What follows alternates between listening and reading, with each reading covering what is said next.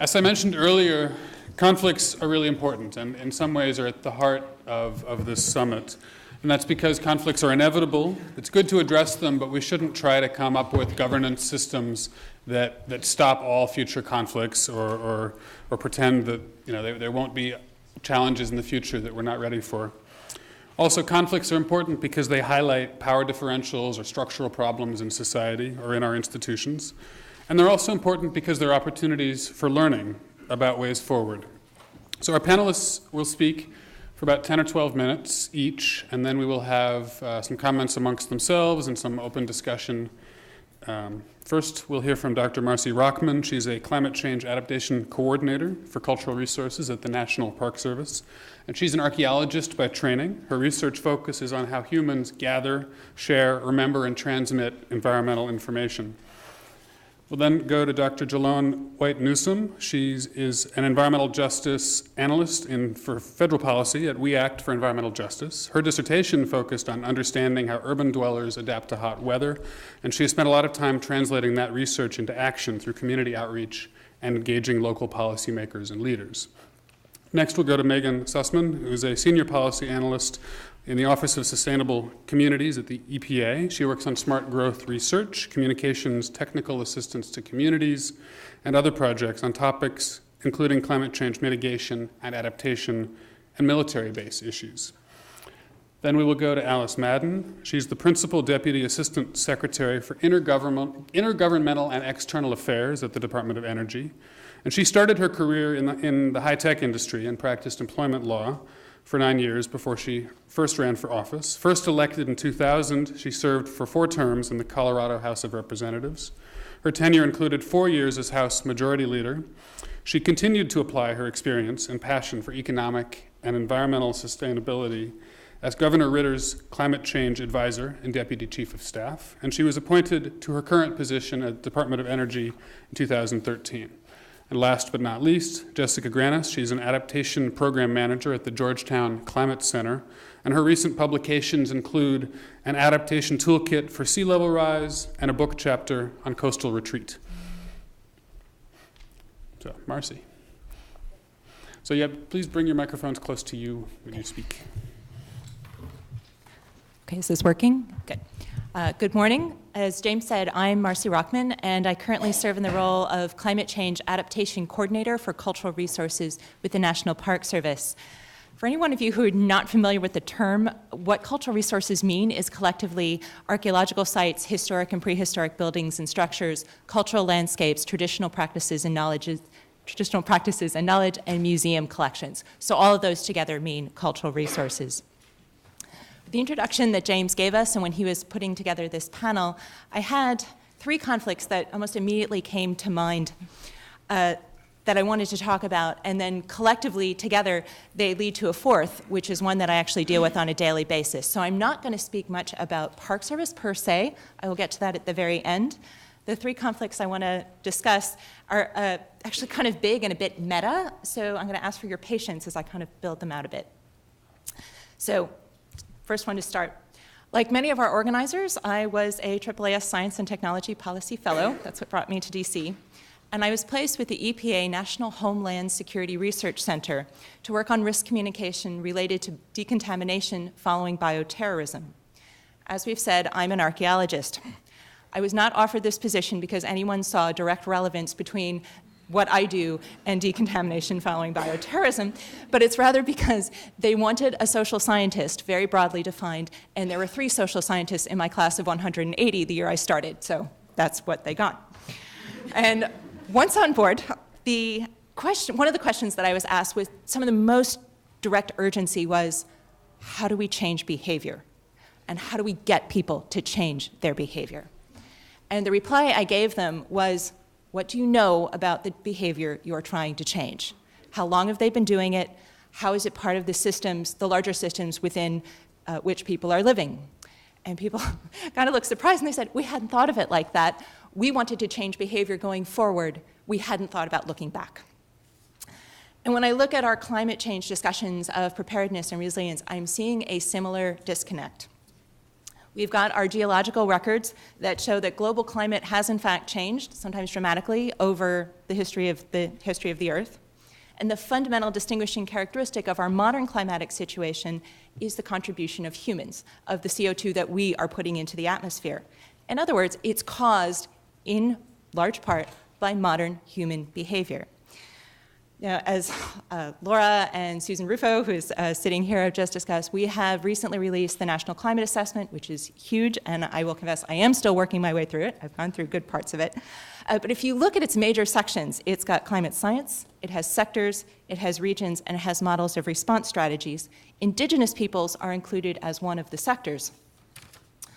But modern humans and our behavior are not. And if you look at the models of response strategies, they are framed with that we are here and we are going forward. Similarly, if you look at the Working Group 2 report from the recently released fifth assessment report of the IPCC, and again, I will quote this from the Summary for Policymakers. I'm still working through the big report. This is a quote. Throughout history, people and societies have adjusted to and coped with climate variability, and extremes with varying degrees of success. This section focuses on adaptive human responses to observed and projected climate change impacts, which also can address broader risk reduction and development objectives. I will tell you, they never go back and talk about those successes. They don't do it. So like, how can you read something saying, we have adapted with some success in the past, and not go to that question? How do we do that? I don't understand. So the first conflict that I will say is that we have a recognized problem that we are part of the problem of our modern climatic change, but the data and analysis that we are bringing to the problem currently don't yet fully recognize that nature of the issue. So conflict between what we understand the problem to be and the expertise and analysis we're currently bringing to bear on it. Okay, story 2. We currently have two kinds of time. There's time that we measure and time that we use. Time that we measure has things like the Keeling curve, which started in 1958. We've got a lot of phrases and records that we use. We're used to temperature and weather records and extreme events, the concept of on record or since records began, which tend to go back to, at the earliest, the late 19th century. And then, such as Dr. Titley showed us, we have proxy records that go back to about 800,000 years that show us global CO2 over that length of time, all things that we can measure. But then we have the language that we use to talk and think about things like preparedness and resilience, concepts like the worst storm in memory, the hottest day in living memory. I'm going to put the concept of a 100-year floodplain in that bucket. And then the less well-defined, but I'm going to argue no less important timeframes of reference that each of us carries within us that informs us as to what we think of as normal, what we think of as different, and what we think of as risky for the places that we live in. What's missing is the connection between the things that we measure and represent on our graphs and what they actually mean for preparedness and resilience. And I'm going to give you two examples of this. Now, we can measure the return timeframes of hurricanes along particular sections of coast. They can range from weeks or months to sometimes decades. Disaster researcher Walter Peacock has noted that in the US, the actual timeframe that we have to generate meaningful human behavior change following a hurricane, what he calls the half-life of a hurricane, is often in about a week and a half, because that's when the forces of normality start to take over again. In contrast, the population of Simeulue Island in Indonesia demonstrated during the 2004 Asian tsunami that their effective memory of a tsunami and what to do about it, without any experience in between, could last for more than a century, which is beyond the reach of living memory. We don't yet know enough about how we remember, what we don't remember, and the timeframes to which the behavior that we're not talking that much about actually responds, and what is included in what we take as normal and how things become the new normal. So conflict 2 is really the disconnect between the time and changes we're measuring and the human meanings of that time and change. Okay, now you've got these two conflicts. You've got human behavior and time. And I'm going to bring them together into one story, which is my third conflict. This is my fun story. Okay, in 1606, the Virginia Company of London was founded with the plan to establish settlements in North America. And the Jamestown colony, which was its main project, was landed in 1607. In contrast with the later Plymouth colony, in what became Massachusetts, Jamestown was established with the idea of making a profit, preferably from day one, if at all possible. And the reason why they thought they could make a profit was because of the global climate model that was in use at that time. The climate model in the early 17th century was the idea that climate was consistent by latitude. And all points south of London, which really is all of North America, is south of London and was expected to be warmer and to produce appropriately tropical products, including wine and silk. Right. I'm hearing the laugh. Over the next several decades, Jamestown gave this a go. They tried wine. Didn't work. They tried silk. That didn't work. They tried glass blowing. That didn't work. They did find tobacco. Ultimately, that did work. They established plantations further inland, and in 1619, the first representative government in the United States was established at Jamestown, and Jamestown remained the seat of representative government until 1699. What didn't happen was a reckoning with their understanding of climate. By the 1640s, it was clear from experience that things in Virginia and up and down the East Coast were both much colder and warmer than what they had experienced in England. But they didn't know why. And the conclusion they came to was not that their model was wrong, but, and this historian Karen Cooperman has summarized it much better than I can, so I'm going to read the quote. They firmly believed that the climate of the Americas, under the impact of settlement by Europeans with their agricultural technology, would become healthier, warmer, and more temperate. England was their frame of reference for how climate should work and had been cultivated for centuries. So surely the North American climate would balance out and it would become what they wanted it to be if they just kept doing what they were doing. So one of the most important questions we can ask ourselves as we start to look towards climate change is, have we changed? In the 4 centuries since Jamestown was founded, has our relationship between our investors, our economy, our representative government, and what we want our climate to be been updated? I don't have a firm answer for you. I have hopes that given all the discussions we've already had here this morning, that maybe, in fact, we are in the realm of change. But what the point I want to make is with our example of Jamestown, with pulling that information from our deep history and understanding their behavior and what they did, it's clear that the stories that we tell ourselves about how our environment works and how we relate to it have deep roots and strong consequences. So the final big conflict that I suggest for consideration is between the way the world is and the way we want it to be. Those are the 3 conflicts. And then my final daily conflict, the one that I work with on a daily basis at the National Park Service, is the recognition of the importance of our cultural resources for all these reasons I've just talked about, our identity, our history, our timeframes, and our human behavior, and the fact that they aren't being consulted, they aren't being used, they're not part of our major discussions of preparedness. And it's only after disaster like Hurricane Sandy that we start to recognize what is gone. And that disconnect between those 2 pieces makes their preservation that I am responsible for that much harder on a daily basis. So thank you.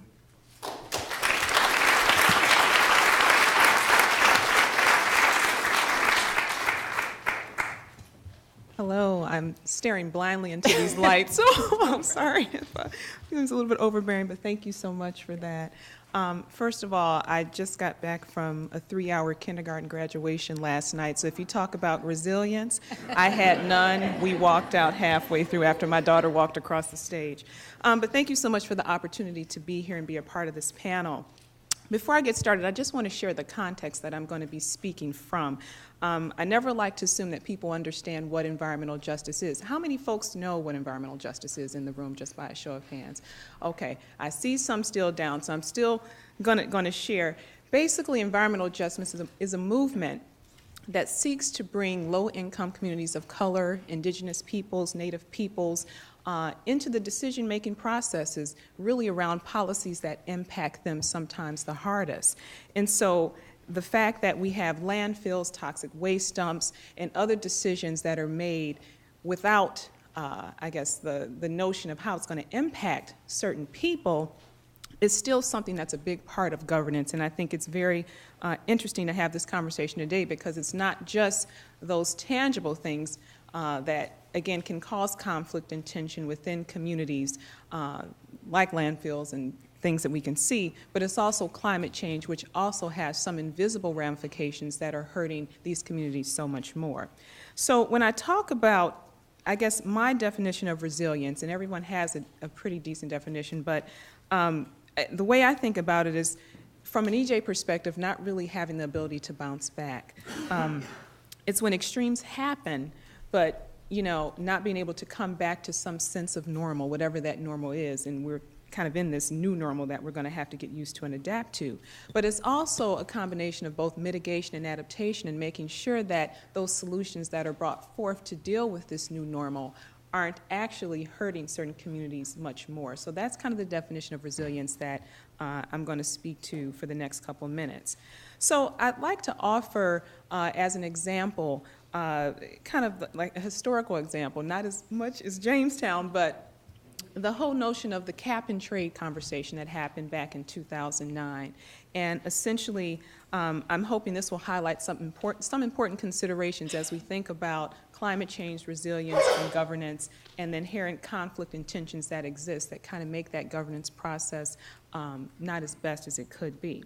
So most often, which I'm sure a lot of you understand, certain people are impacted by climate change, and just as they're impacted by pollution, by no fault of their own, they're overburdened. There's health disparities that exist because certain communities are faced with more than others. And when you think about, trying to manage or mitigate certain pollution sources, particularly carbon, this question came up around cap and trade, which was a mechanism that was really supported and highlighted by a lot of the mainstream environmental organizations. And for a long time, this conversation was happening, but environmental justice communities were not engaged in this conversation. And that's important. EJ communities have, again, always really had a problem with cap and trade because of the fact that you're permitting pollution, but you're not really looking at where that pollution is going to end up. So even though you're kind of shifting permits, and, if I permit 5 and or I have 5 permits and you have 10 and I can buy some of yours, oftentimes hotspots are created still by that process that, again, make communities still overburdened, dealing with health disparities and dealing with the existing infrastructure. So that's something, again, that has been a challenge. And as we look, to, I guess, a couple of days ago on Monday, and I think it was mentioned before in one of the other panels, the notion that we are trying to regulate carbon from power plants, and it's a great effort, I think, in terms of the Clean Power Rule, the Clean Power Plan that's coming to head now, but cap and trade is one of the significant options within that rule. So one of the questions, and I guess a point of, kind of tension and conflict is, again, how do you build climate resilience when in the past those that were affected the most, that typically are affected the most, aren't a part of that solution or discussion? And so, as I said, this conversation happened between EJ leaders and mainstream organizations and even state and governmental leaders several years ago, but tensions mounted because there was really, I guess, no acceptance of the fact that cap and trade could be a bad thing to certain communities. So when there are tensions in these processes, especially in governance processes, how do we move forward beyond that? How do we not make kind of the same mistakes that were made before with the cap and trade bill? And I'll say it's mistakes because the general community, I think, has a feeling that cap and trade was somewhat of a failure, unfortunately. And part of the reason why that I'd humbly submit is that all voices weren't a part of that conversation. So I think a big part of governance is making sure, again, very simply, not rocket science, is that everybody is at the table. So I guess a couple of things that I'd like to just share is that, again, just using cap and trade, as an example, but this can overflow into a little bit of anything, is that if this becomes, an option that states, agree to, a couple of things that I would encourage us to think about, with the diversity in this room, is that, first of all, agree that resilience is an actual goal. It's not only, again, the ability to bounce back, but the ability to reduce present and future risks. So for example, if cap and trade reduces carbon, but it doesn't reduce the overall risk from other co-pollutants that come out of that same stack, that's something that we might want to go back to the community and look at. So, for example, state governments can make sure that even though this mechanism might exist, that they make sure that they don't permit the same number of facilities in a small geographic area to continue to put pollution out. So, really managing the system in a way that it's not overburdening one area of the country or one section or a community. An example of this is the Minnesota Department of the Environment has a process through their air permitting where they actually do an environmental justice analysis. So before they approve an air permit, they actually look and see, hey, what's there, what's already coming out of that stack, and if we allow this to happen, will there be greater burden? So that's a way, again, in terms of governance, that you can try at least to relieve some of those tensions and, make it a more collaborative process. The second point that I'd just like to make is that we forget sometimes that everybody is an expert. There's a lot of smart folks in the room with a lot of letters behind their name, but really, when you think about tension and conflict, and historically in the environmental justice movement, those folks that are on the ground, that are living in communities, that are residents, that are dealing with these things firsthand, are not brought in as experts. Sometimes, in not all cases, they're brought in to check the box, to say, hey, we got somebody, okay, whatever. But folks want to feel appreciated. They want to feel that their knowledge is valuable. And so I would say that it's not just, again, having a public forum or checking the box with the person sitting around the table, but making sure that community members are engaged in whatever governance process that's happening, that they're actually trying to create, build the solutions, and a part of the actual implementation of those solutions. One of the examples I'll say is that my colleagues in New York, where We Act is based, are actually going through this process now. Hurricane Sandy, of course, devastated a lot of area in New York, and particularly some of the public housing areas that are on the waterfront. And again, hindsight is 20/20, but one of the things that we're trying to do is actually work with the New York Housing Authority and go out and interview residents to really understand, how did this impact you? Was the process streamlined? Did you get the resources you needed in times of emergency? And so really trying to help the residents create a framework that the Housing Authority can then use to build a better, resilient area, especially, again, those vulnerable areas that are, extremely at risk for sea level rise and other things. So again, with the main goal being that everybody is an expert, and sometimes that bottom-up process is help. So very quickly, in summary, communities of color have historically been a resilient people. So I would just say resilience is something that we know firsthand. But again, because of the inherent racism and other isms that exist in certain governance processes, folks, there is some tension and there is some conflict. But the way that, again, we arise from that, and again, I haven't been jaded because I haven't been in this business for a long time, but I truly feel that people can change, and if you look at it from the framework of protecting our most vulnerable, whether it's children, whether it's our elderly, whether it's those that, again, are working with fewer resources, that's what we should all be about in this room, building a more resilient people in general. And so, thank you again for your time, and I look forward to the discussion.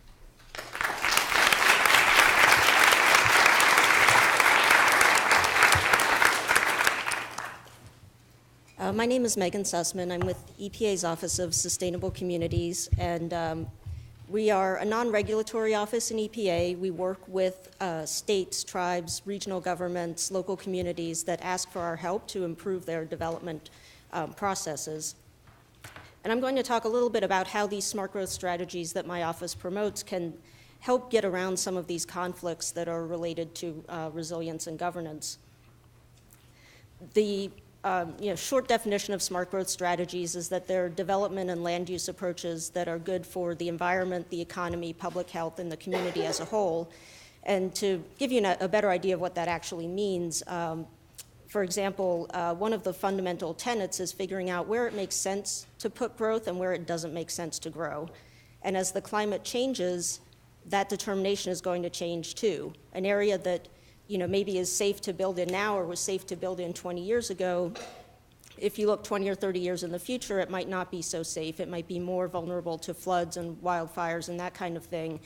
And so communities need to start thinking now as they're planning their growth, not just what makes sense based on the past, but also what they need to think about in the future. So once you have determined where those safer places are, compact development allows you to accommodate more growth in a smaller footprint. That helps relieve development pressure on those more vulnerable lands and makes them easier to protect.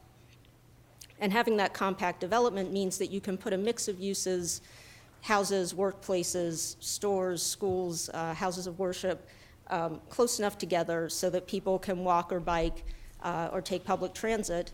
And that's good for everyday life. It reduces pollution, it saves people money, but it's also good in case of an emergency because you can have emergency shelters that are easy to reach for people who can't drive or don't own a car.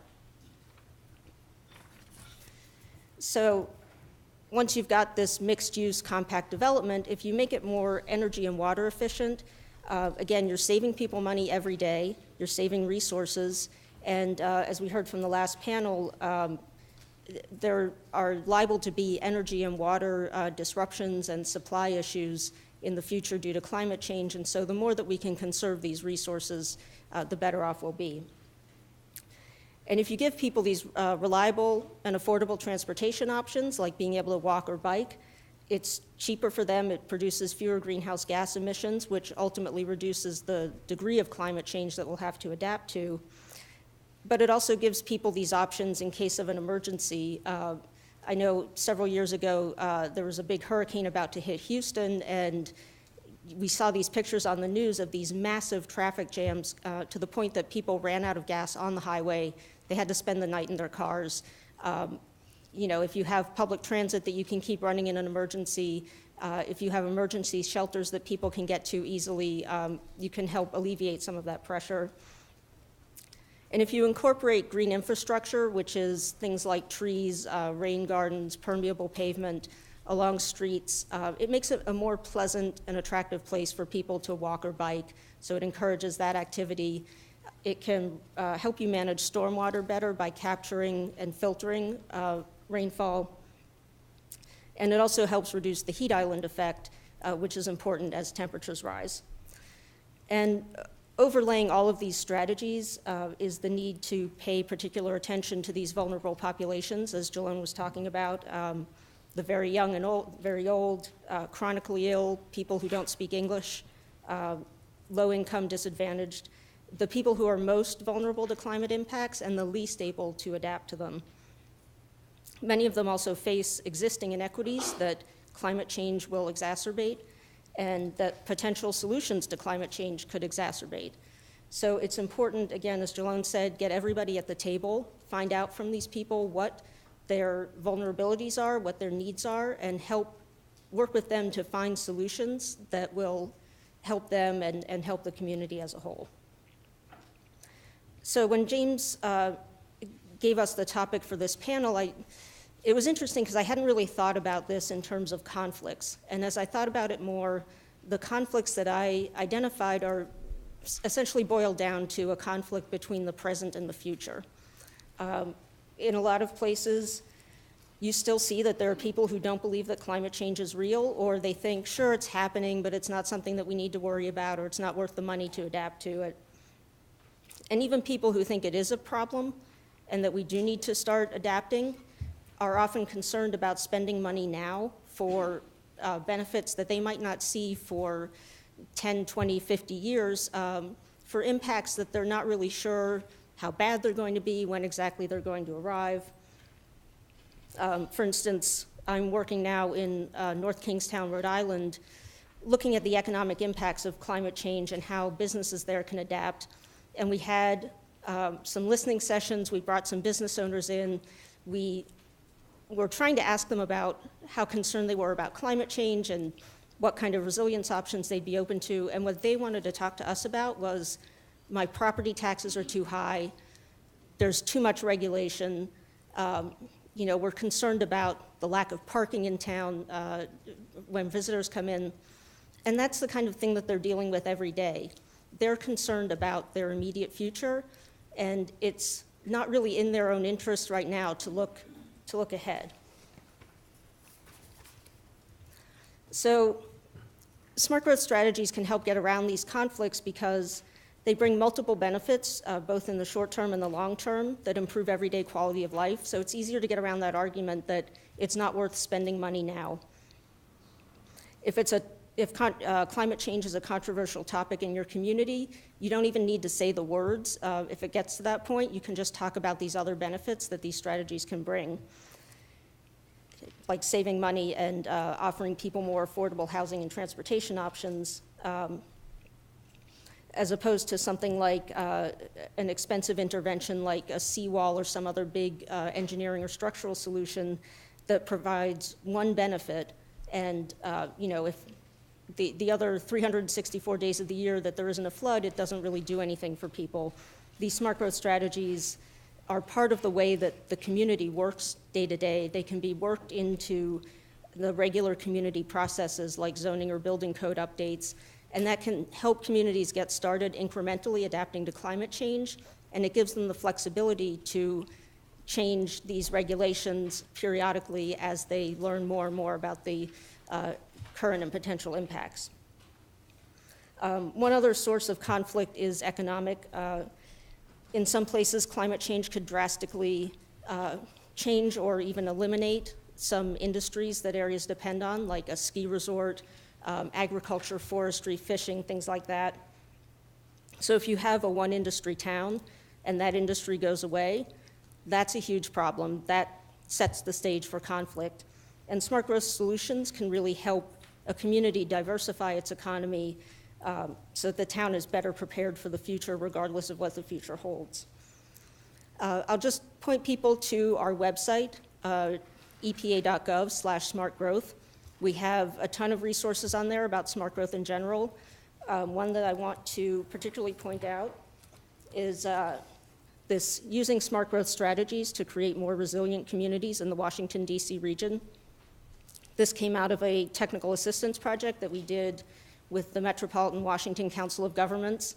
It's a book of strategies that local communities can implement along the lines of what I was talking about with green infrastructure and all that, that will bring them benefits now and will also help them be better prepared for the future. Thank you.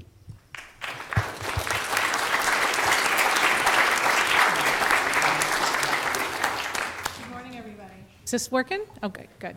This has been fabulous. And I was here for the earlier panel too, and I have never, ever, ever seen two back-to-back panels with all women when women wasn't in the title. So, way to go. It's lovely not to be a token moderator at an energy conference. So I came here in last August, and Secretary Moniz brought me out here to work on city and state policy. Because when you think about where the action is on energy, resilience, climate, all those decisions, we know what's not going on down the road, so all those decisions are going to be made at the city and state level. So by the end of my talk, your cynicism level might rise a little bit, but I will just say now, I wasn't jaded enough that I didn't decide to move or commute 1,500 miles from my home in Colorado to here to try to get stuff done. So, conflict resolution. I would submit that conflict gets resolved when people have to. Necessity is not only the mother of invention, it's the mother of negotiation, and it's the mother of compromise. If people don't feel like they have to get something done, they will maneuver all different kinds of ways to not have to compromise. So when there's a true conflict, there has to be a real push. Or conflict gets resolved when there's political leverage, when you have the majority to make something happen. When you have to get things done and there's not necessarily that political leverage, that's when the successful models really bring in everybody. And I'm going to talk about some real life examples, some that are happening right now. So, speak softly, carry a big stick. That was really I think about that so often. And the person with the big sticks needs to be magnanimous and bring people to the table even when they do have that political power. And we see that, more than you might think. So I'm going to talk a little bit about energy policy vis-a-vis resilience and climate, and examples of this interplay between the federal government and states to state, and even local versus state. Local control and state control has become a real big conflict in the energy world. So you think about the energy industry. It has not changed for way longer than it has been changing, right? I mean, our just until a few short years ago, our transmission systems, and frankly they still are, they're state of the art, right? for the Eisenhower administration. I mean, they have not really changed much. And so now, thank you for moving that up. So we now have, think about it. Would you ever have thought U.S. would have been a net exporter of fuel, and we have distributed generation, we have renewable energy online, we have net metering. All these things have happened, and the technologies, frankly, have leapfrogged our policy. So these things have happened, they've got put on by hook or by crook, and utilities and general policies and regulators have not, this has sort of happened to them. Many of them haven't made it happen. And now, I don't know if any of you, certainly in the policy world, I never heard the word resilience ever before Superstorm Sandy. So now this is the new cool word to talk about, and it's the new cool word to talk about, especially when you don't want to say the word climate. You get to say resilience. And I'm fine with that, whatever works. So Superstorm Sandy really did make the entire country start thinking about resilience and climate. We've had many severe weather systems that have really, made people look at this a very different way. My home in Boulder, Colorado, last fall, we had a 1,000-year flood. I don't know if you heard about that, and that was just after record forest fires. So my community, which frankly I'm from Boulder, Colorado, couldn't be more liberal, but they're, facing real-time actions around climate change and hopefully rebuilding more resiliently and more sustainably. So just to give you a little bit of flavor of how complex this is, there's over 3,000 utilities in the United States. Did anyone have any clue that it would have been that many? Who would have guessed that? Just anyone raise your hand. So not many people would have guessed that. So we have about 200 investor-owned utilities. Those are generally regulated monopolies. And we've got co-ops, and there's many co-ops, hundreds of co-ops, and they're generally buying power from someone else. And then we have municipal or publicly owned. You've heard of municipalities. Your own city might own their own utility. So many different structures. 50 states, 50 different sets of laws. You've got regulators who are either elected or appointed. That makes a big difference. Think about it for a second. Who gets appointed? Again, that cynicism level might go up right there. So mayors, governors playing a huge role. How many of you think county commissioners might play a big role in this? The lights are pretty bright. So county commissioners in some states, they get to decide where transmission lines go. And guess what? They don't want them. When they're shopping at the grocery store, their neighbors don't want new transmission lines. So this is why things are so slow and so complex to happen. So that's kind of the backdrop. So again, I mentioned Sandy was really sort of a tipping point to start talking about things. And I was really lucky and able to go there's a Sandy task force that the White House created, and our Deputy Secretary DepSec Poneman, called together a series of roundtables to talk about response and resiliency. And I got to go to a few of those, and one of them was with the industry, and it was fuel industry. So the electricity industry and the fuel industries talking about what happened during Sandy and what didn't happen. But really interesting. So here the federal government is convening around issues that really had some state-to-state problems, right? They had workers who couldn't get in because the police didn't know who they were. They could have been people that just wanted to go in and ransack. So you literally had people who had called up, gotten out of their bed in their personal pickup truck, couldn't get in to help. You had trucks and way station lines. You had trucks and toll lines. So people who wanted to get in and help were severely limited in how quickly they could do so. There wasn't standard communications. Cell phones, radios, they weren't connected at all. So you think about the Northeast Coast and where those jurisdictional boundaries are, they're not, like I'm from Colorado, it's 2-hour drive from one end to the other, 4-hour drive. This is like 20-minute drives, right? The transit lines were not working. The access to clean water was affected. So all these things happen. It's really an amazingly complex and really, to me, a really cool challenge that people can work on. So those things, that, again, necessity is the mother of invention. So that really created some great avenues of communication. And the federal government, as I mentioned, we can convene, and we do that very well, and we can help people start coordinating. The other thing that we do very well is help people identify funding opportunities and create funding mechanisms, because money is the heart of this. How do people finance this? The technical assistance, of course, that's DOE's sweet spot, and helping develop partnerships, because it's not just one entity, maybe it's several working together. And also, it's really important to be able to assemble best practices. If you think about a city, particularly a medium-sized city, they don't have the capacity to do this. They don't have someone just dedicated to decide what the new energy world is going to look like or how they're going to fund it. So creating a menu, a silver platter with a menu of items is one of the most useful things that we can do. So I want to give you a couple of examples. One thing that came out of Sandy was the New Jersey Energy Resilience Bank. This is a really cool thing. Many, many people were involved with this. And this is assessing the vulnerabilities and figuring out how to fund and implement changes to address those it's a hard word for me to say, vulnerabilities, so they don't happen again. Many, many players. DOE, HUD, DOE designed the bank. We helped set it up. HUD is helping capitalize it. There's many, many state players. The Governor's Office of Recovery and Rebuilding, New Jersey Transit. We have an MOU, a Memorandum of Understanding that DOE does with Governor Christie around transit system microgrid. So that transit system will have power during a weather emergency because people were stuck, they couldn't get out, and it's also with the city of Hoboken. So you have state, federal, and locals working together to address a huge resiliency problem.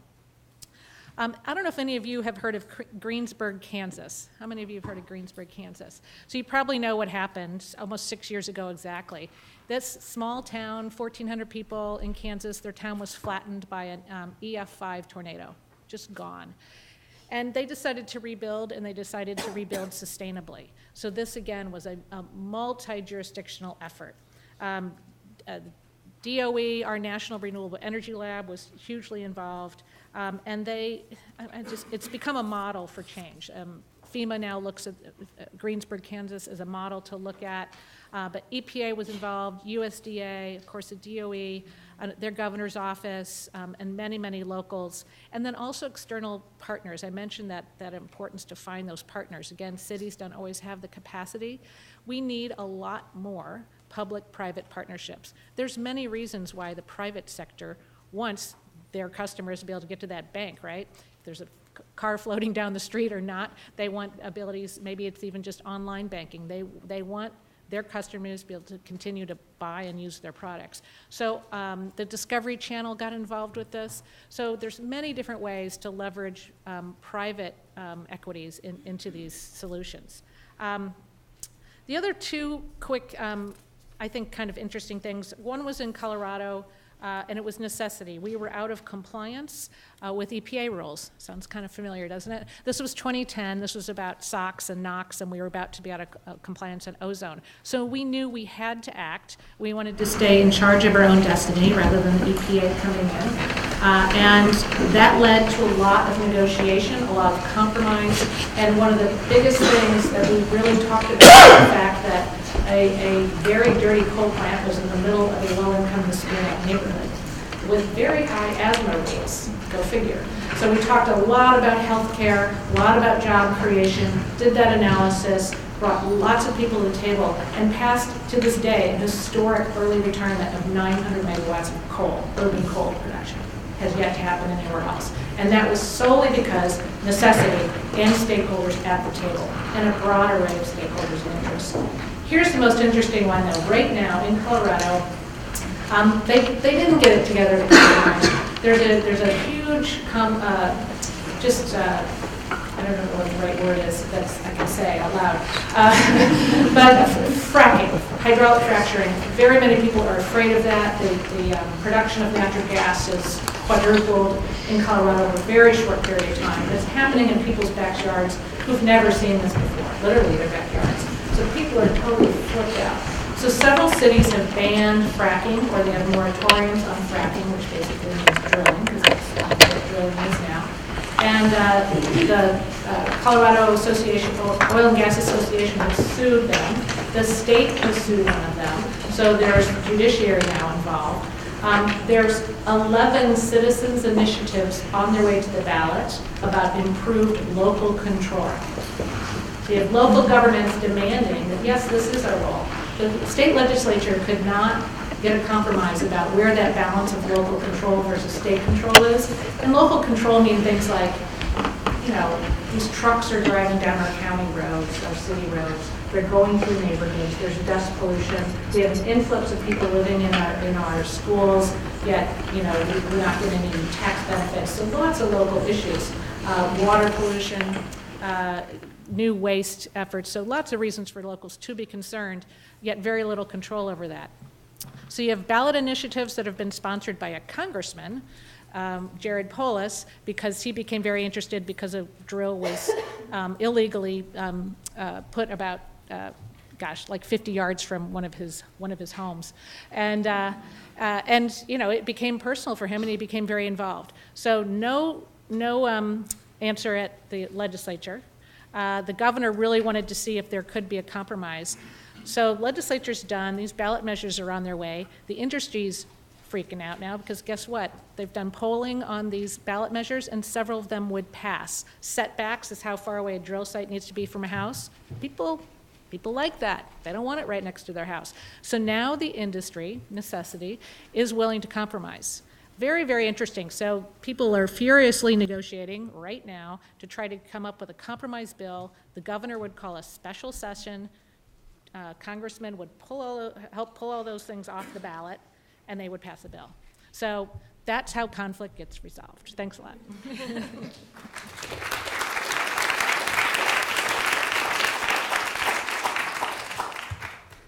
Hi, my name is Jessica Grannis, and I'm a little bit intimidated to follow such smart and esteemed women, but I'll try. So I work at the Georgetown Climate Center, which for those of you who are not familiar with us, we work on both mitigation and adaptation. I work primarily on adaptation.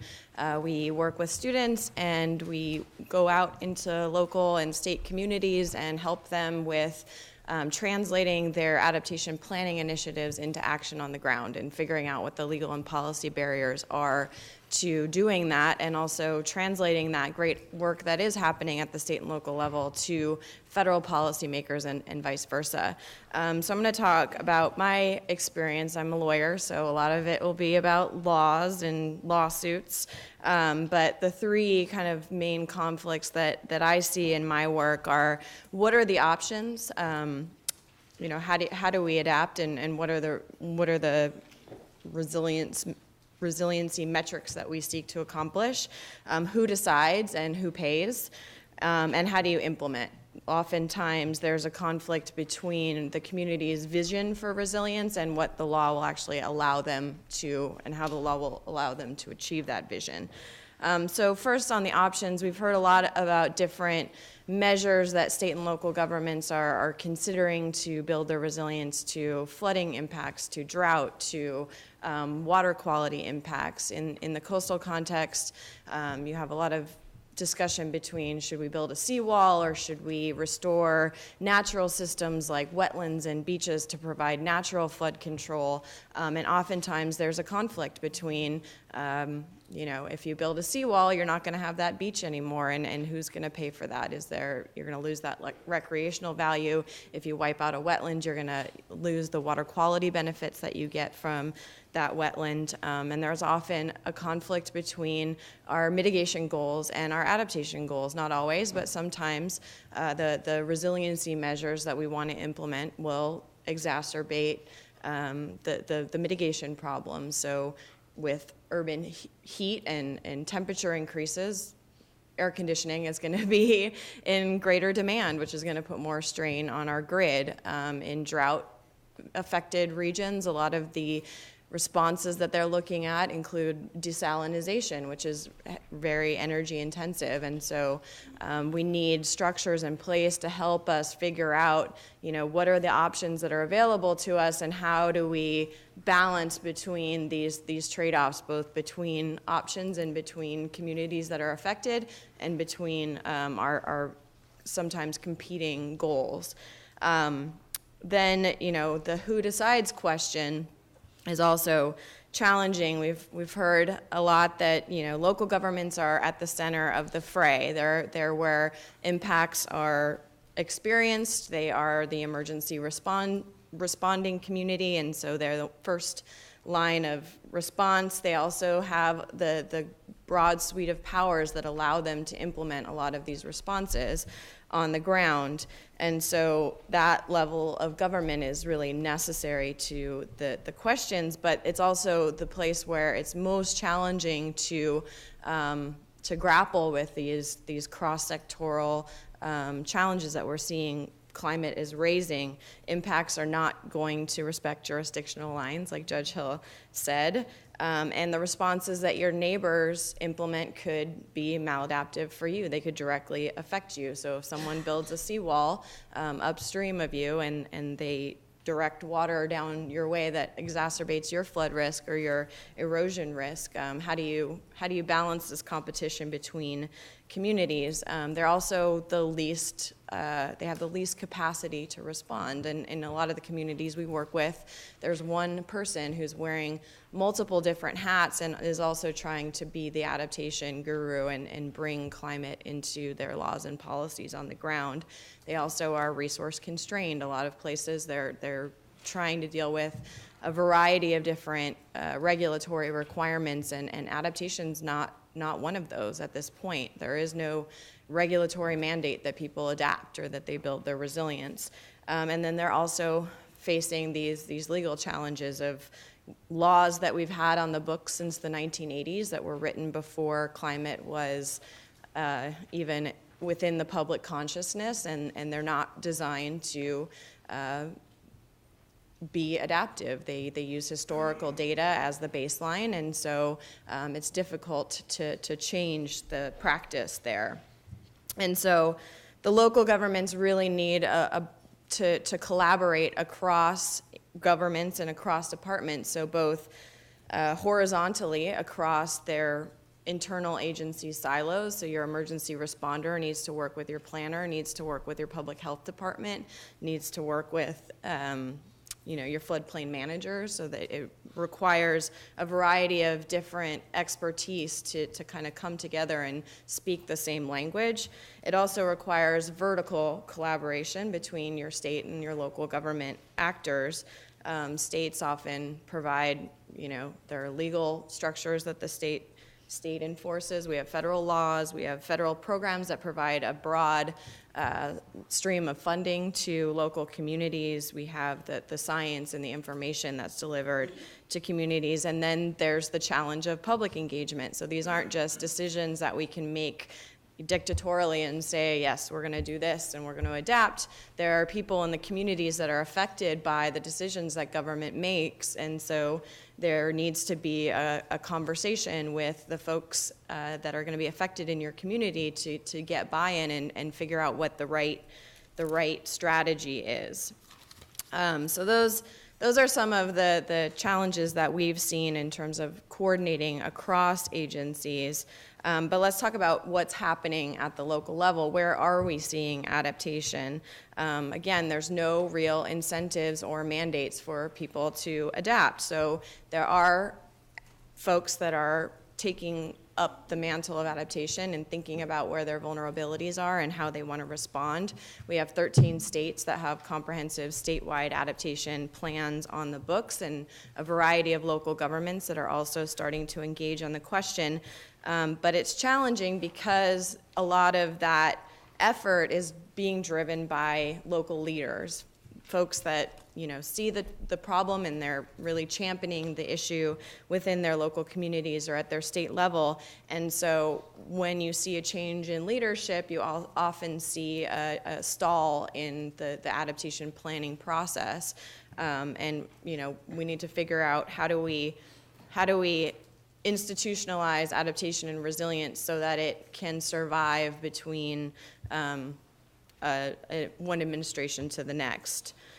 In some places, we're seeing adaptation happening, but it's not necessarily being called adaptation. There are communities that are building resilience and are adaptive, but they're not necessarily linking it directly or explicitly to climate change, whether it's because of political conflicts or because of priorities within the community. But one example there is in Mecklenburg County, Charlotte, North Carolina region. They have one of the most robust floodplain buyout programs where they actually use their stormwater utility fees to buy out properties in their floodplains, restore the natural floodplain function, and create open space within their communities, but it's not necessarily linked to climate, but they've dramatically reduced their flood losses over the course of having this buyout process. And we're also seeing adaptation crop up in unlikely places where, you might not expect people to be engaging on the question of climate, like Waveland, Mississippi was dramatically affected by Katrina. Most of their community was wiped out. And they actually, in the last update to their hazard mitigation plan, included an assessment of climate change and sea level rise and how that's going to affect their community over the long haul. But there's a lot of conflict, and a lot of the conflict that's inherent to local decision making crops up within this adaptation debate, because by necessity you have to open the tent to a broad variety of actors, but you also have to deal with the conversation that arises when you bring more people into the conversation. So how do we overcome these barriers, and how do we use the laws and align the laws and regulations that we have on the books to ensure that the local vision for how they want to become resilient can be achieved? And so I think that the adaptation task force that Susan talked about is a good first step to look at where are these, there's a lot of money that comes out of the federal government, and it's not necessarily a lack of resources, it's just how we are deploying those resources currently. So how do we change how we're funding to create greater incentives for people to engage on these questions? And legal barriers, how do we resolve some of the legal barriers? So the big example that comes up in my work is the National Flood Insurance Program, which develops the floodplain maps that most local communities use as their baseline for regulating local land use for flood impacts. Those maps in many places are 20 years old, and they use historical flood information, so they're inherently maladaptive. They're not looking out to the future, they're just looking at the past, and as we know, that's no longer a good marker. They also provide huge subsidies for people that live in the floodplains, and one of the lessons that we recently learned, there was an attempt to phase out those subsidies with the Biggert Waters legislation that was passed in 2012, and when folks actually started engaging and seeing what the repercussions of those reforms were on actual homeowners in low-income communities and Sandy-affected communities, there was a huge political backlash. And so I think that is a lesson for policymakers at all levels of government, that when you're engaging on this question of policy reform and how do we adjust the laws and regulations to better respond to climate risk, engaging more with the winners and losers and finding ways to cushion the people that are going to pay, so that there's not this huge disparate economic impact on some people.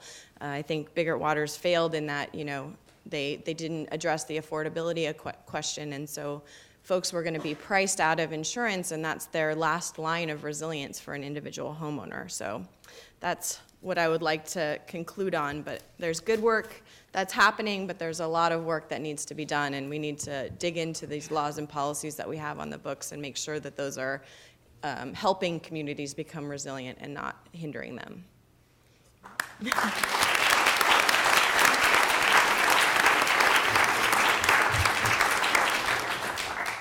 So great, thank you all. Let's give another round of applause for the whole panel.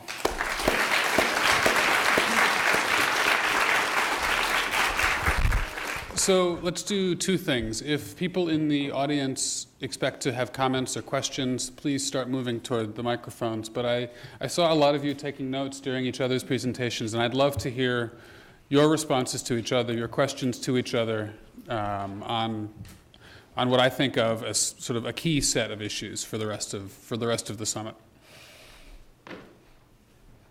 So, do any of you want to go first? I guess I'll start. I have a question. First of all, I enjoyed everyone's presentation. I always learn so much.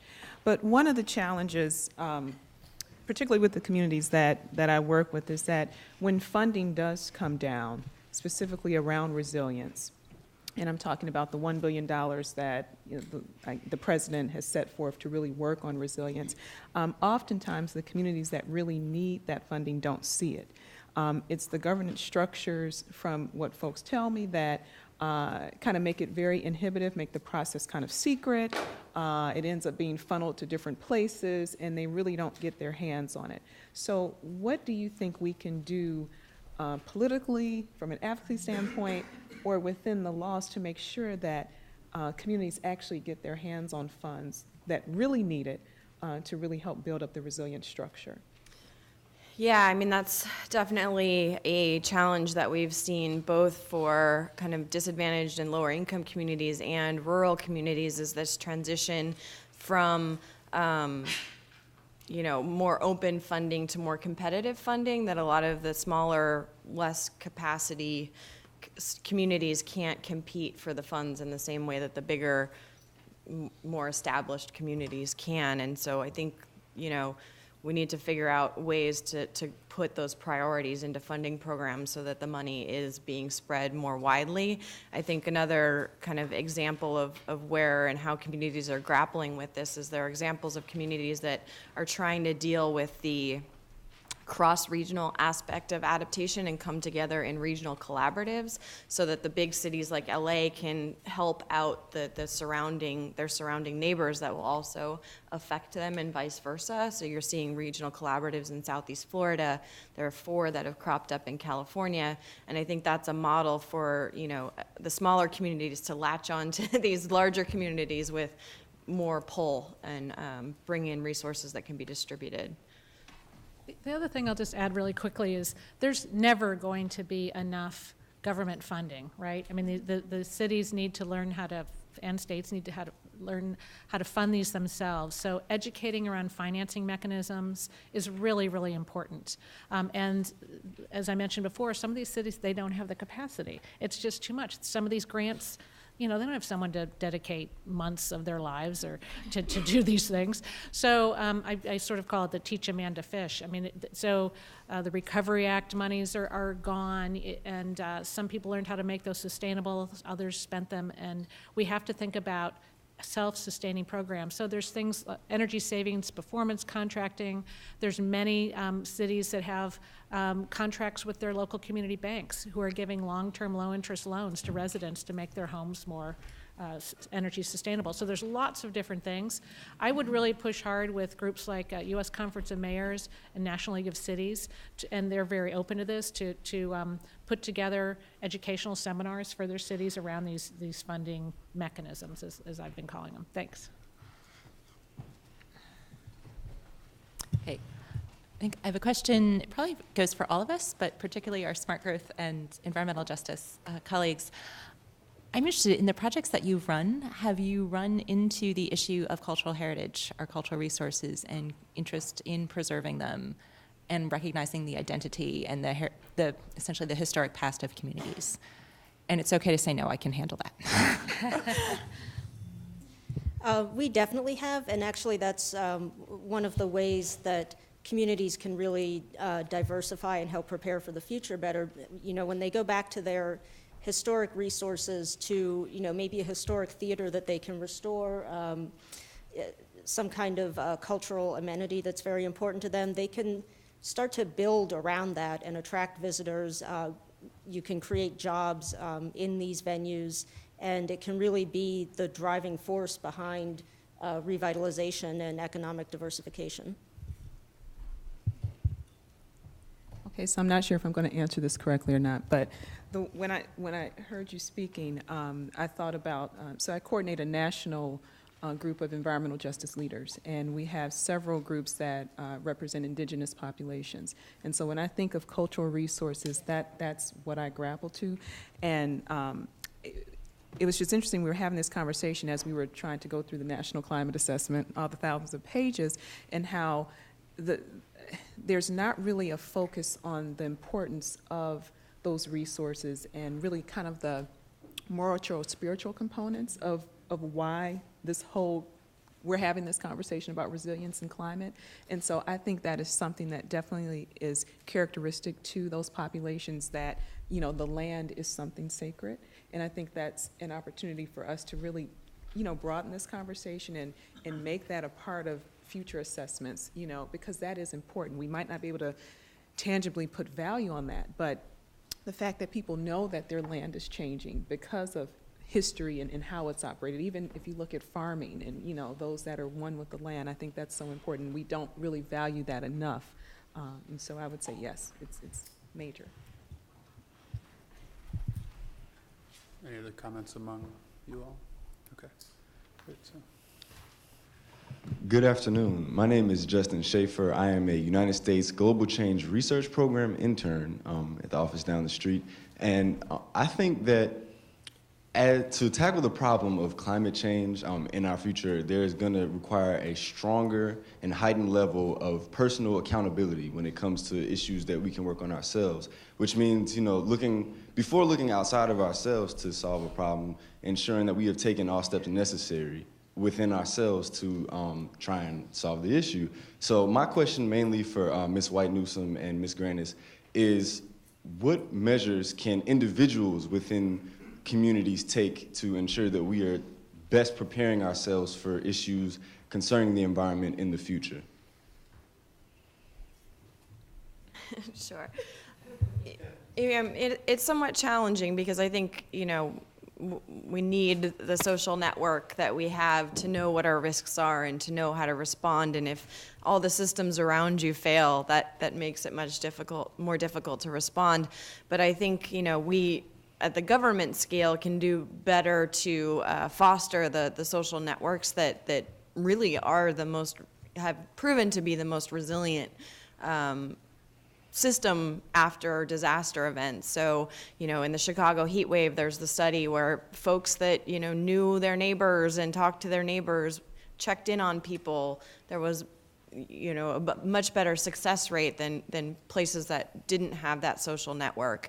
In Baltimore, they rolled out their climate adaptation hazard mitigation plan, and part of their outreach to the community was to put together kits and talk people through what was in those kits. And part of what was in the kit is just a sign that says safe on one side and help on the other, so that if there's a big disaster event, the government systems are shut down, they can put that sign in their window and get their neighbors to help. And I think there are just simple, easy ways that we can better, you know, help each other, that we can foster. Yeah, I think that's a great question, and I guess the way that I would say is really helping to connect the dots. When I'm out talking with communities, I mean, again, I think someone mentioned just using the word climate change can sometimes turn people away. And so when you talk about energy efficiency, people may or may not understand that.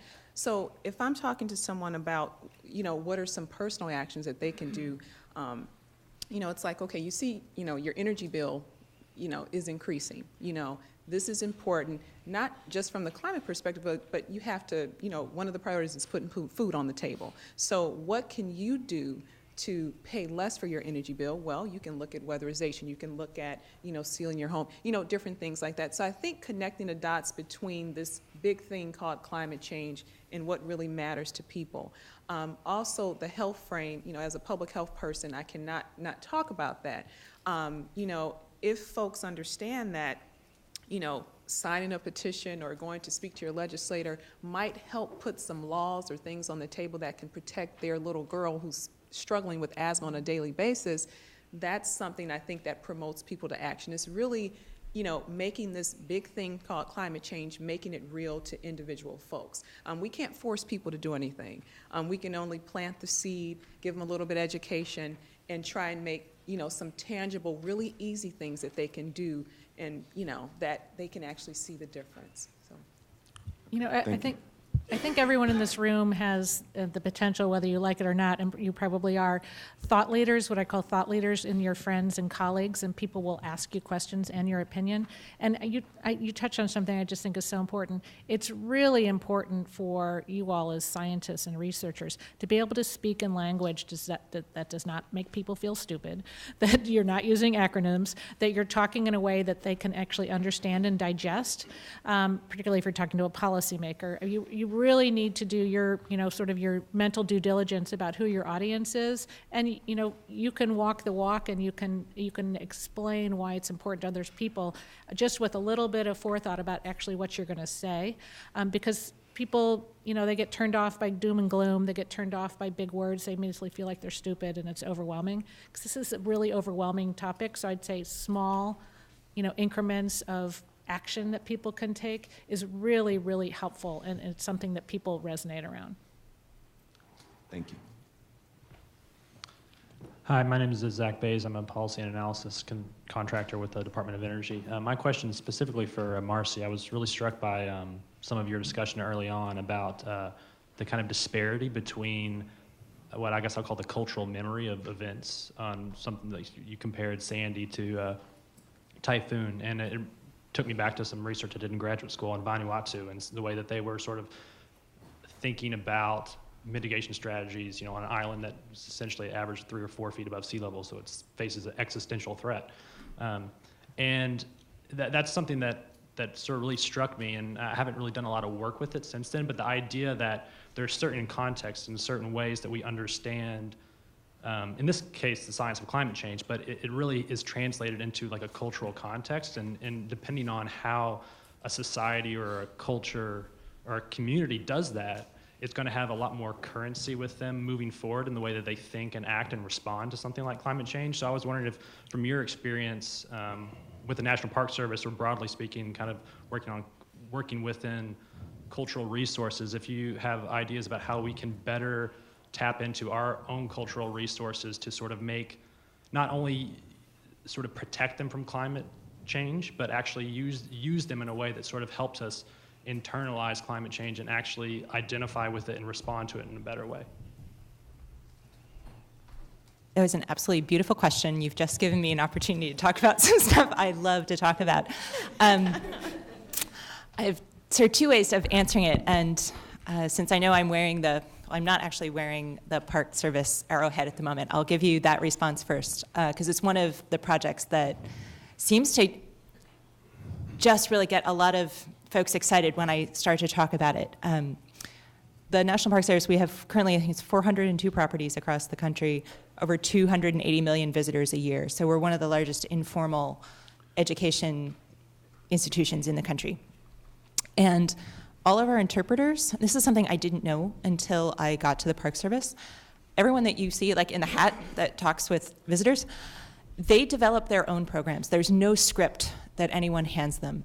They learn about a topic themselves, and then they themselves come up with how to talk about it to all of the visitors that they meet. So you'll never hear the same interpretation the same time, and their intent is to both instruct and then create a meaningful experience for visitors. And we've had a lot of discussion since work with the Park Service and climate change started, is how do we talk about climate change, and how do we do it in a non-threatening sort of manner and break it down and tie it to the places that people are at. And one of my goals, I've come up with a project, we call it Every Place Has a Climate Story. And it's an initiative to literally work with every place that we have people, park rangers, who are talking with members of the public to find the stories that are based in the cultural resources of that place. And there are 4 kinds, you can tell I like to do things in numbers. There are 4 kinds of climate stories that we've identified. One is actually seeing the change over a historical time frame in the material culture that we have around us. Because it's one thing to talk about melting ice caps like we saw with Dr. Titley's maps in the animation, but actually seeing something happen with bricks and statues and things that are at a very human scale speaks to us at a different level. It kind of really, it gets you in a different place in your gut. So talking about the change that we monitor in our historical environment is one of the stories that we can tell. Two is how have people who have lived here in the past dealt with past environmental change? How do we grapple with the stories? If you're at Mesa Verde or Chaco Canyon, what happened here? What did they do then? But that same question applies whether you are on a battlefield, a Civil War battlefield somewhere in Pennsylvania, whether you're in the Everglades down in Florida. All of them have had people who have lived there in the past, and they've all dealt with environmental variability. So you can tell that story. Then we can tell the story of how we got here, the origins of the modern climatic situation. Places like Harper's Ferry, Lowell, Massachusetts, they all have a piece in our industrial story and really help us understand that it was no one decision that led us here. It's the stories of many, many people and many different priorities all coming together. And so we're working on trying to tell those stories. And then we're working with our traditional communities and our indigenous knowledge to talk about their traditional ecological knowledge. And again, what was it like to live here? What did they know? And how have they practiced here? And I've challenged everyone I've told this to is find me a place where one of those stories doesn't work. And so that's how we are trying to take the importance of places and our culture and our history and really translate it into stories so we can talk about climate change in an engaging way. I hope that helped. Thank you. So let's get 2 questions at once and then answers. So one of each. Ladies first. My question has to do with an observation. After listening to everyone, it seems to me when we're talking about conflicts, regardless of what type of conflict, it's because of the perception that there's winners and losers. And it seems to me that in our the way we craft our message in climate change, we inadvertently create winners and losers.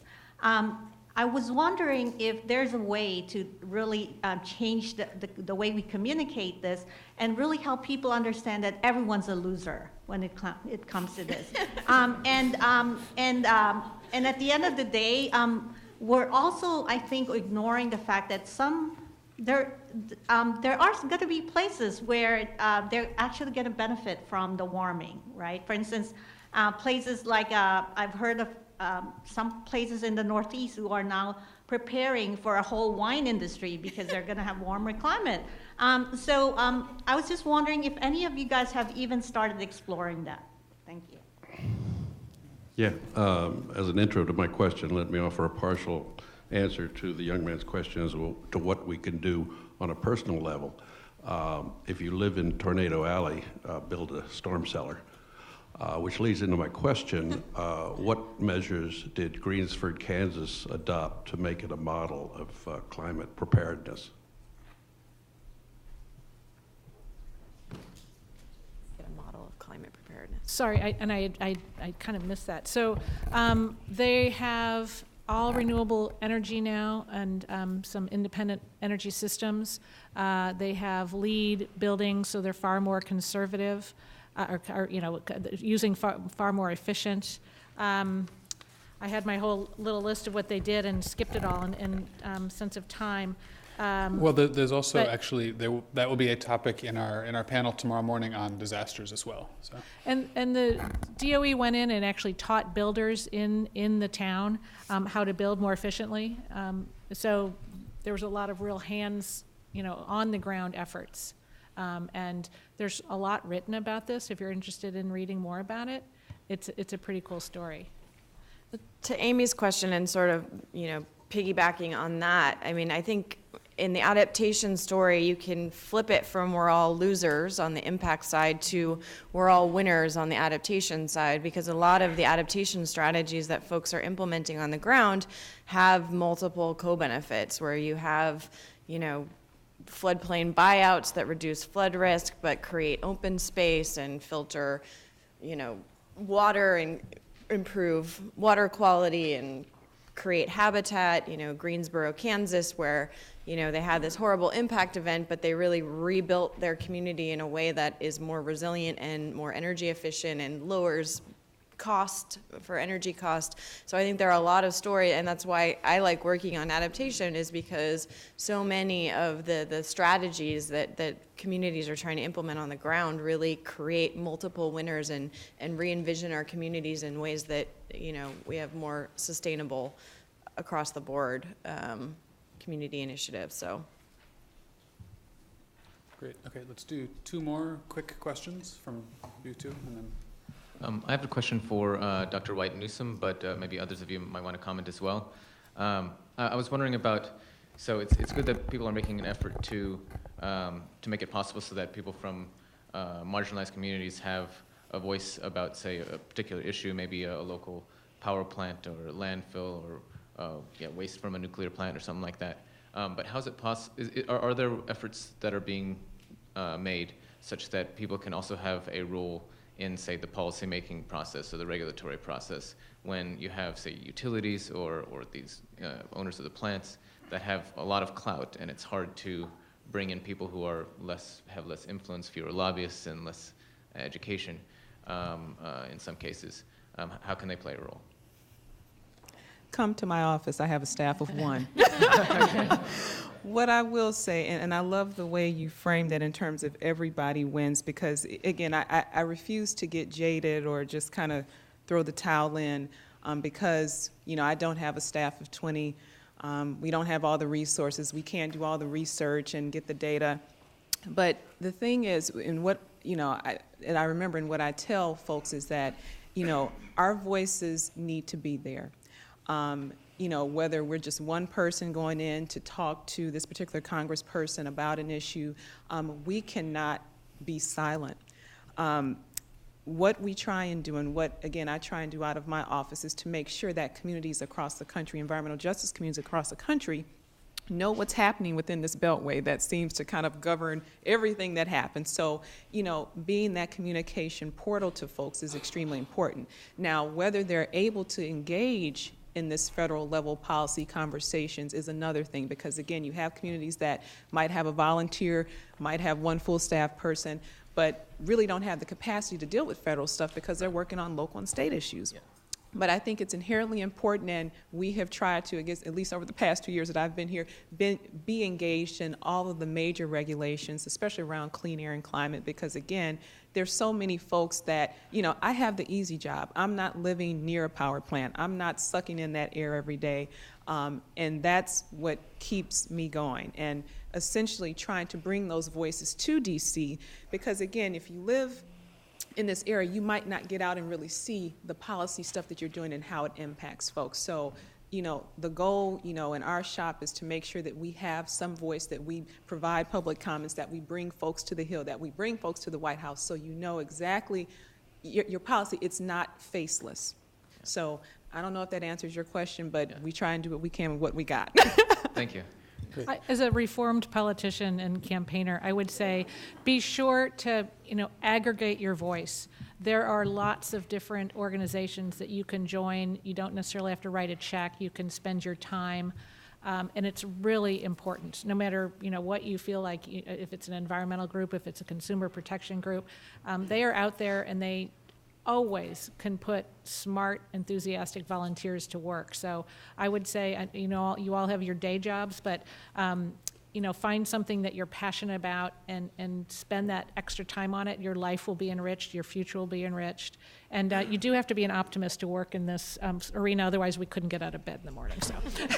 Okay, so we'll take these two questions simultaneously. Okay. In sequence, I suppose.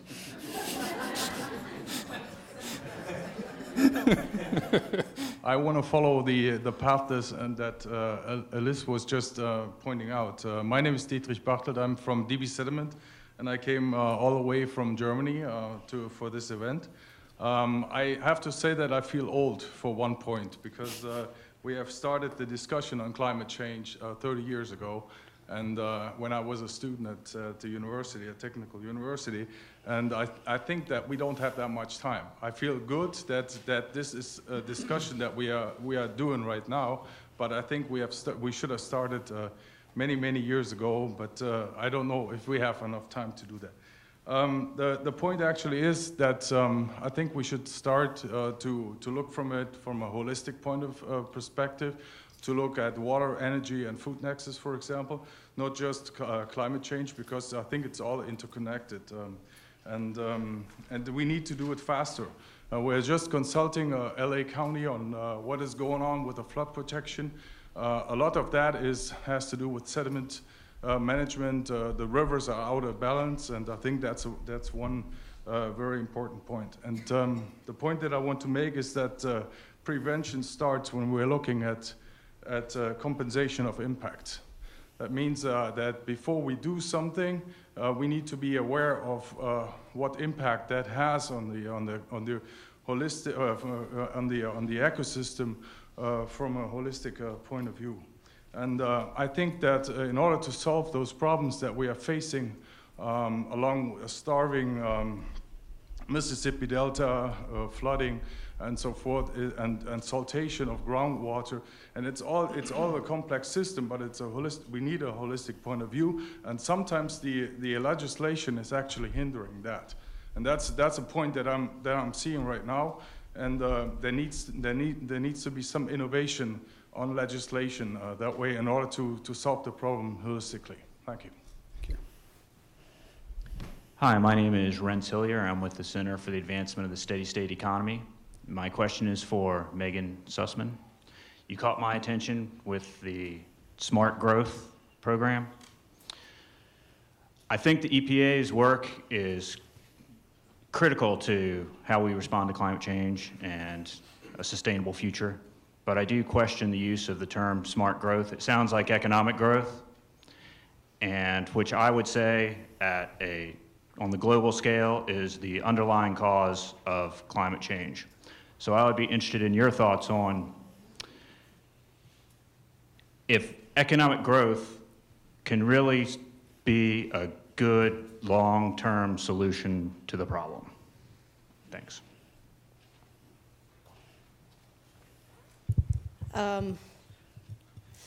So you need economic growth. And it's not going to be appealing to many people to go into a community and say, you need to stop growing.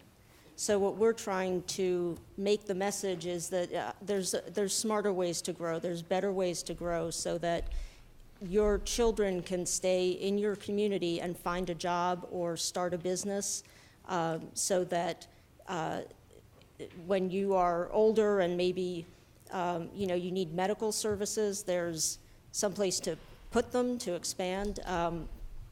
You can't do a lot of the things that you need to do to prepare for climate change without some kind of revenue that comes from economic growth. It's a matter of figuring out what growth makes sense for where you are, what kind of industries or businesses you want to attract that will be sustainable in the long term.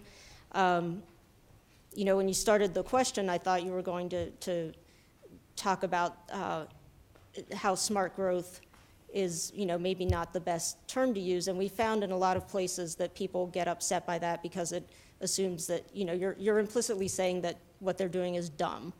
And there's all kinds of terms you can use, whatever works in your community. Alice said resilience is in some places a better way to talk about climate change. We've seen places call it quality growth, livable communities, just whatever works. But economic growth, I think, has to be a part of it. It's not growth for the sake of growth, but it's growth that makes sense for the community, meets their needs, and helps make sure that they'll be sustainable socially and economically into the long term while also being environmentally sustainable. Great. So, comment for a gentleman from Germany. Just wanted to make one brief comment from our guest. Your comments reminded me of some discussion, or I would say discussion, from some of our indigenous communities. I've had the chance over the past couple of years to get to hear them talk about climate change or have questions asked of them about climate change and then to hear their responses. And what has come through so powerfully is they say, why are you asking me about climate change and climate change alone? It is actually the consequence of everything else that you have been doing. It is a consequence of development. It is a consequence of pollution and consumption and growth and all of these things. Why are you separating it out by itself? Because when you talk to us about adaptation, we could adapt to climate change, but we can't now because you've built a sewage plant over our salmon runs, or there's now a highway through where we would used to cross. So we are constrained by all of the things that are going on in the world. It is not just climate change. And to please think holistically. And so somehow, I was trying to think of some poetic way of saying it, they seem to get that combination and that holistic approach better than we seem to be treating it. Though sometimes when you come down to the point of listening to all of our discussion that we've had today, when you actually are trying to figure out what to do, sometimes you do need to pull it down into that specific realm to address the bigger problem. But I think some of our Indigenous communities very much get that concept of trying to deal with it holistically. You know, we used to talk about an ecosystem of action because it isn't just one thing, and you have to think about it holistically. And just real quickly to address this question, you know, good policy attracts business. Business really wants, for one, they want predictability. They want to know what their future will be in a particular state. When a state creates a renewable portfolio standard, you have renewable energy companies know that they can go there and have a business. Vestas, the Danish wind turbine manufacturer, moved to Colorado after Colorado passed a series of progressive bills, and that was why they came. That's what the president stated, was this looks like an area that is welcoming. Well, guess what happened after that? Vestas' suppliers came. So you created this whole new world of manufacturing in a place that, you know, we used to actually have steel manufacturing in Colorado and Pueblo. That town has seen just dreadful loss of jobs. Well, now there's manufacturing happening there again. So there is a real, you know, we call the new energy economy that develops. You have to be able to train the new workers. You have to have flexibility in your community colleges and your universities, and that's happening already. People are realizing we have to retrain energy workers, and there's, as I mentioned before, technology is advancing our policy. So you have to think ahead and, you know, supply that new workforce. But I think the more diverse your economy is, the more sustainable it is. So I think this is can be a very positive development. Great. Just one more point on the holistic question. If you can find a bright spot with climate, I think that climate change is actually allowing folks and communities to break down the silos. We've created all these laws and structures where everything was regulated between silos, and climate change forced, for the communities that are engaging on it, it's forcing them to take the cookie plate approach and go to their, you know, guys in the cubicle next to them and say, hey, you work on water, that affects me, how do we work together? And bringing a bigger tent and bringing more people to the table to figure out these interconnected challenges and work together to address them. So I think it is helping us move in a better direction in terms of governance and think more holistically about systems. So I think it's a good thing. Great, this has been an excellent panel. So 2 quick announcements. First, there's lunch outside, but we'd like you to come back here by 2 o'clock for the next session. Second, in the lunchrooms, which are to your right as you face the buffet tables, there are discussion questions posted on the wall. You can either walk around with your lunch trying to find a question you want to sit next to, or you can just sit down and start talking about whatever you find nearby. But let's thank the panel again.